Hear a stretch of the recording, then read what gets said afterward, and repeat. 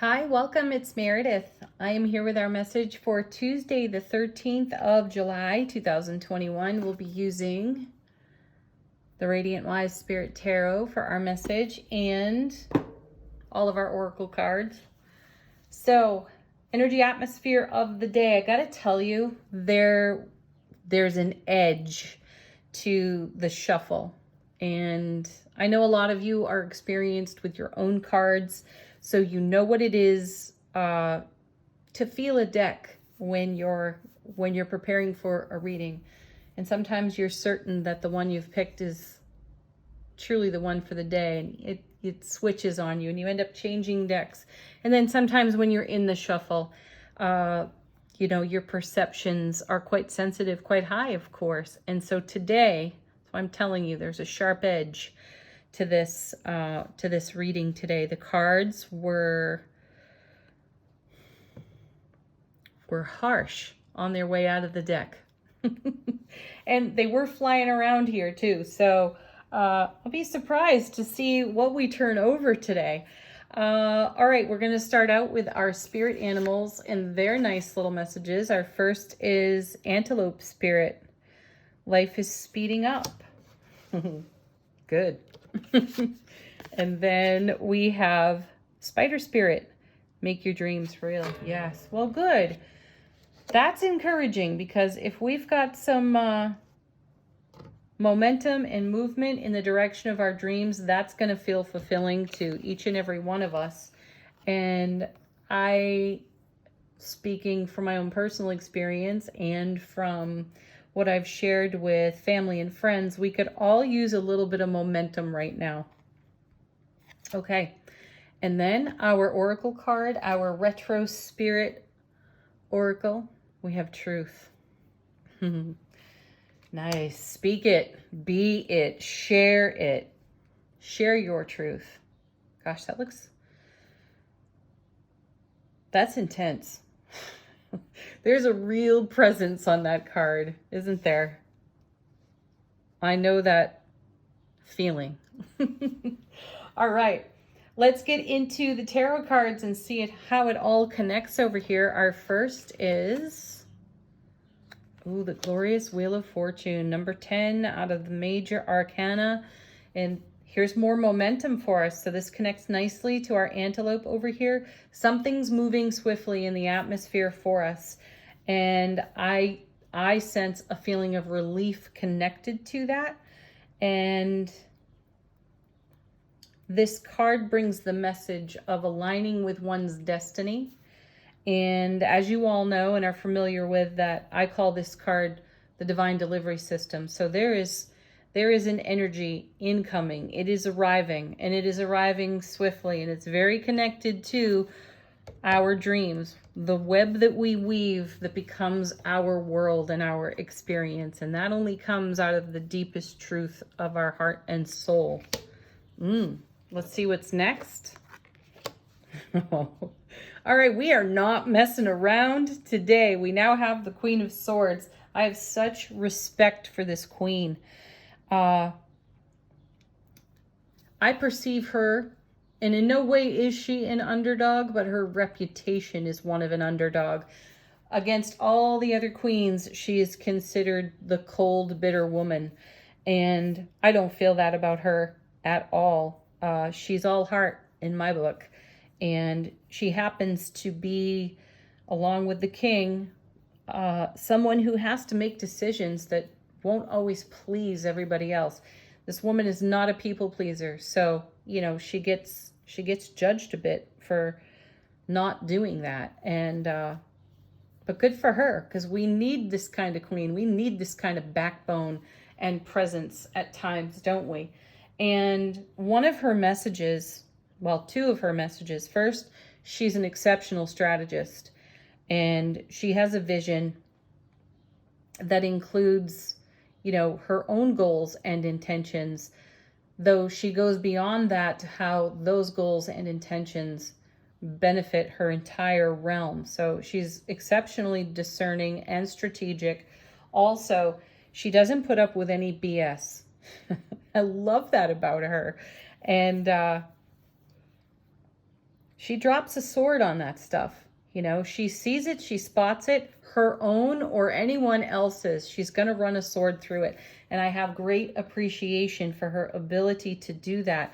And so when energies start to speed up and we start to see what's being delivered to our foundation within our sphere of influence, and if that looks or smells anything like BS, we have to be discerning and take action on that. Because if it's not in alignment, divine alignment for us, we can't settle for less than. We're not going to. We've come so far in our journey to be this kind of discerning, to understand what breadcrumbing looks like, in any of our connections. We're not having that. So let's take a look at what's next. Right, because this is exactly what the Queen is thinking about, staring at, and it's the Ten of Cups. This is her realm. She is in active creation of this extremely happy card. So if someone comes along and hands her some half-assed aspect of the Ten of Cups, she's not going to accept that, because she's holding that up. She is ruling her realm, isn't she? And if she's in alignment with her destiny and, the divine order of things, she's not going to create an oncoming tower moment by accepting less than or lesser quality, right? Of herself first and foremost, right? If we're going to do something, let's do it well. Let's do it to the best of our ability. Let's not take a half measure here. And I feel that the Queen is delivering that message to us. We got to start with our own selves and not breadcrumb ourselves. And then we have to take a look into our sphere of influence and see if we are allowing that somewhere else and do something about it if that's the case. So the next two cards fell out together. The first is the Knight of Cups. Yeah. So the Knight of Cups, coming from the Wheel of Fortune, the Queen of Swords, the Ten of Cups. So this is our divine destiny in motion. And where is it going? Right into the Four of Cups. This is what I'm talking about. Oh God, I love these cards. I love the tarot cards and how succinct they can be, because that Four of Cups would be the half measure, right? Here's the person pouting under the tree, staring at the Three Cups, morning after the night before, right? Three of Cups, celebration, connection, joy. What is there to pout about under that tree? Having had a beautiful celebration in the Three, and also in consideration of the 10. What's going on here? Why would this card show up and suggest that we're not mindful of our gifts? And it may be that in considering other recent readings, we've been triggered a bit by the energy atmosphere. We've had some challenging moments. We've had ego stories popping up, reminding us of an experience that was less than favorable. So do we want to make decisions, Queen of Swords, based on those experiences here on the Four? A lot of tarot readers call this card emotional neutral.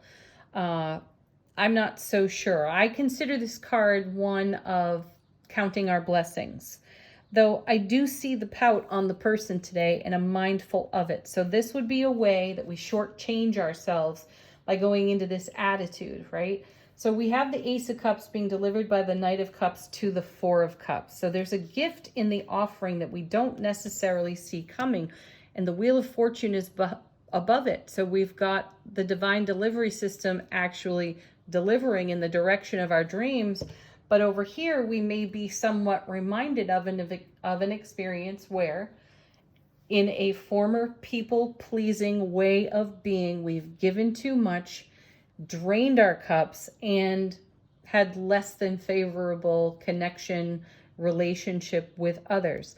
So if that is something that's coming up for us, we need to check that like the Queen of Swords would. We need to get to the brilliant clarity in the heart of the matter as to why we might allow ourselves to cast that energy on the present.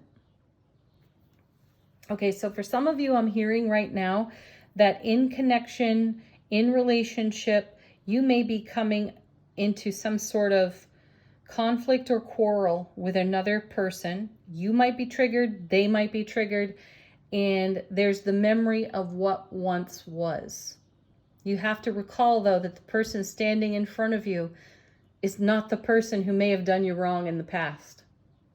And you are not the same person who allowed that in the past. That's why this queen becomes so brilliant in the reading. This is a definite check in with yourself in your heart space, and be certain that the dreams that are unfolding and the divine alignment that is happening here truly are your fresh new now 10 of cups. And then a memory pops in of when something was less than favorable in connection relationship with another, and we go into some kind of self-protective mode, right? We have to recall that those around us today may not be the same people that were around us that contributed to that situation. Hopefully it's an opportunity for us to take a look with clarity, again, coming back to the queen, and employing some brilliant strategy of our own to recognize that the way we've cultivated our life and our foundation at this time is much more in alignment with the 10 of cups than it was with, let's say, this pouting 4 of cups back when. So what we're seeing here is that the universe really is delivering in a multifaceted way. It's showing us, our echoes of the past so that we can consider them and stay in our truth here, and also be very discerning about how we are making our dreams real, what kind of web we are weaving on our foundation, because the universe wants to bless us in a way that we have not considered, and maybe even more rapidly than we are accustomed to. So do a self-check-in today. Are you projecting a vision from a prior experience onto your now experience? Clarifying our queen is the page.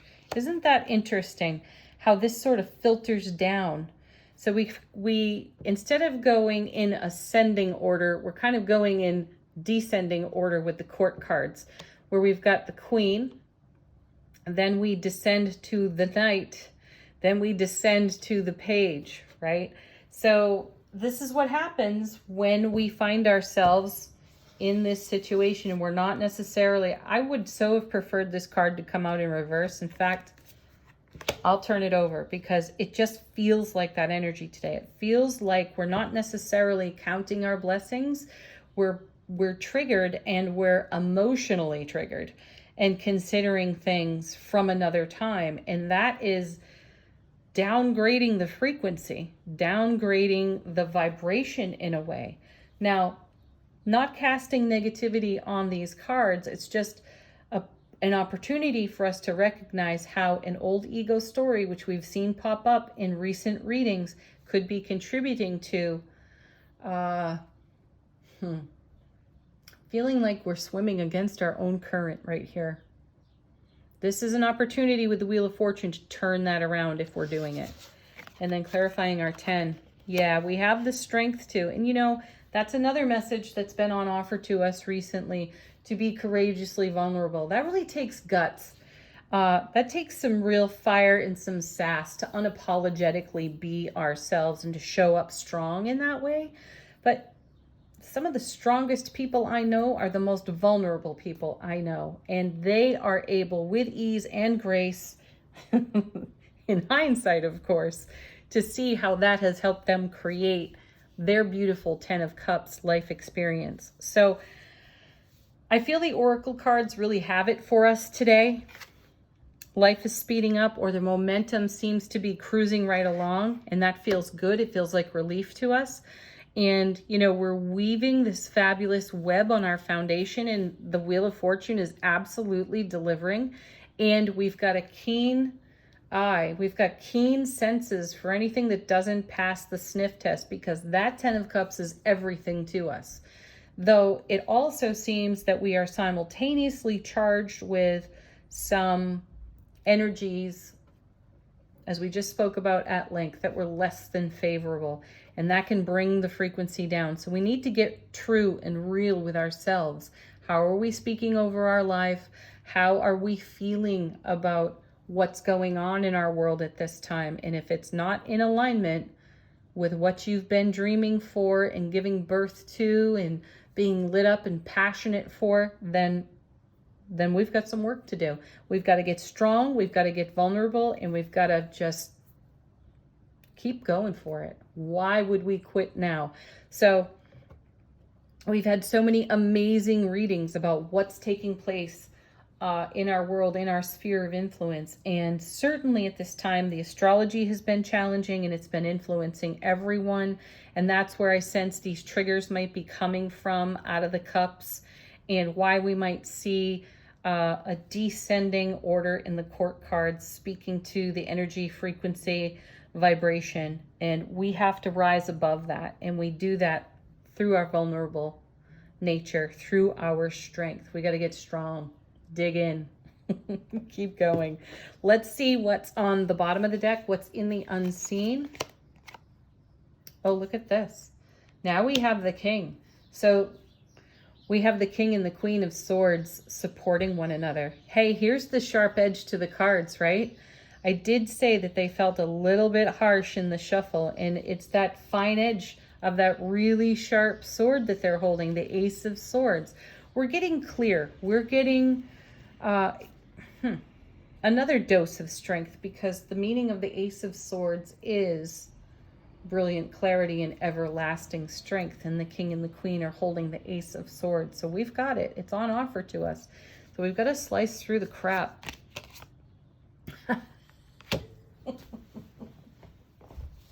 Yep, that's a success story, believe it or not. Oh, look at this. So we have the Wheel of Fortune, number 10 out of the major arcana, the 10 of Cups, and now we have the 10 of Swords. So this card is called the Fallen Master. And believe it or not, this being gets up and walks on from that, truly. So that's the Ace of Swords to the power of 10. This to me feels like the astrological atmosphere, how it's been bearing down on us, and our response to that. And it has engaged our emotions, which have been wildly uncomfortable for a good number of us. And all the while, the universe is saying, still, the Wheel of Fortune turns in your favor and continues to create this beautiful 10 of Cups, though your energy may be flagging at this point. And it's important to revitalize oneself. And then look at that, another 10. We have 4 10s on the table. 10 of Wands. So that's the Ace of Wands to the power of 10 now. And this is a card about setting down a burden. This is about liberating oneself, freeing oneself. So have some appreciation for what's uncomfortable, how you may have been triggered, because it's getting you in touch with your truth and giving you a very keen eye for the weaving of your web. And any of the BS that is cluttering your path at this time needs to be cleared. Otherwise, we're going to hang out in Emotionville and perhaps wallow. And that's not necessarily going to get us closer to the divine destiny we're all dreaming for and allowing for. You know, yesterday's message was spend some of your love energy.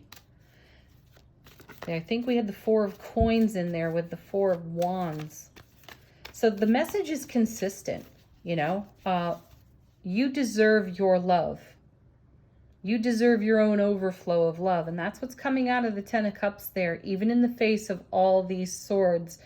And most definitely these wands. And however the emotions are engaged at this time, love yourself unconditionally with great strength. Love yourself through whatever it is you're feeling that feels less than at this time. You are the master. You will get up. You will walk on. It may feel like carrying 10 wands, but you will eventually set those down and liberate yourself. Angel answers. This is your opportunity to ask a question. First card falling out is perfect timing. Divine alignment, divine allowing right there. Confirmation. Yeah. Next.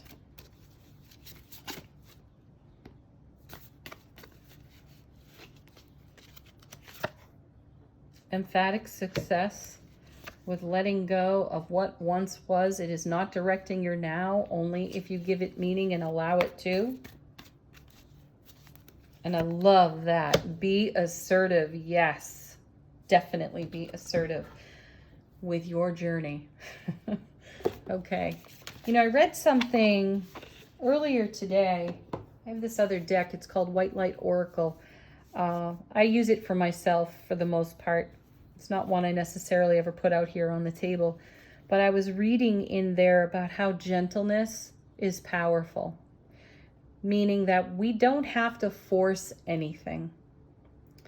And choosing to be gentle, being gentle in your nature, does put us in touch with our vulnerability, which takes great courage. But it also takes a whole boatload of strength to be gentle when we may want to force that wheel a bit, right? And to come into a place of receptivity. We've had a lot of divine masculine, divine feminine harmony in the cards, and we may have to dig in. We may have to dig deep for that right now. Okay, affirmation. When I merge my desire with faith, I can take action from a place of peace rather than control. Huh. Interesting. That's a great summary, as always. And speaks to what I was just sharing with you from this other deck. If you have that deck, it was the deer spirit. There was like a mother and a baby deer on the card. Check it out. It's worth reading. Have a beautiful Tuesday, everyone. Thank you so much for tuning in. Give yourself unconditional love, compassion, and kindness through any part of this that's here on the table that is challenging for you within the day. Trust yourself. Be assertive. All is unfolding in perfect timing. Allow that to happen. Namaste.